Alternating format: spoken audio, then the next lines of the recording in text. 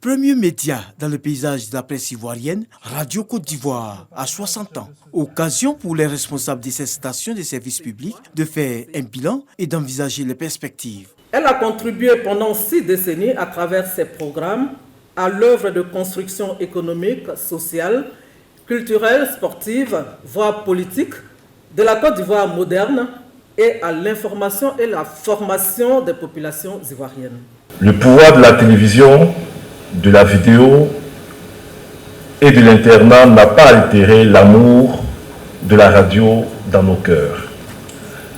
Radio Côte d'Ivoire a encore un long bail avec ses auditeurs. Il s'agit d'un lien viscéral, d'une histoire portée par au moins 2 générations d'auditeurs. De grandes voix et des émissions cultes ont permis à la radio d'asseoir une notoriété en Côte d'Ivoire. Une assise que le directeur général de la RTI, Fosséni Dambélé, met à profit pour faire des doléances pour l'ensemble de la maison qu'il dirige.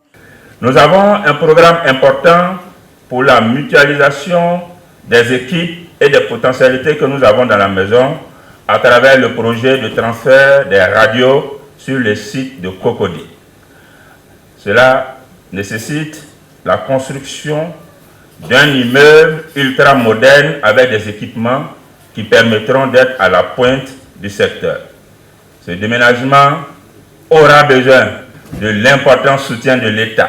En réponse, le représentant du Premier ministre, Moussa Sanogo, rassure quant à l'engagement de l'État pour satisfaire cette doléance. J'ai également noté l'insoutenable pression que le directeur général a mis sur le ministre du Budget concernant le siège ultramoderne à bâtir de la RTI.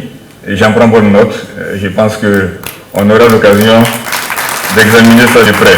Ce 60e anniversaire est aussi une occasion pour les hommes et femmes des médias de jeter un regard sur cette chaîne. 60 ans, c'est l'âge de la maturité, de la grande maturité. Radio Côte d'Ivoire a beaucoup évolué.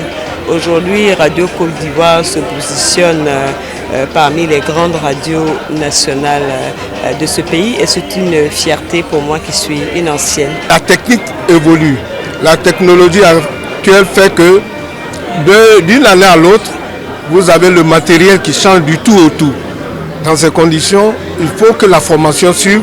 Mais la radio, c'est le support le plus puissant. Sa force de pénétration dans les hameaux, dans les villages, dans les villes, dans les communes, fait que ne pas avoir la radio comme complice de toute action de développement politique, économique, social, ce serait une erreur. Ça a été une des premières expériences journalistiques que je l'ai faite au sein de la radio. Et je pense que nous pouvons être fiers de ce que nous avons fait. Bon, évidemment, maintenant, les choses ont beaucoup évolué. Mais moi, je crois qu'il faut surtout que la radio comprenne qu'elle n'est pas un média secondaire. 2 thèmes. Radio Côte d'Ivoire, la marque du service public.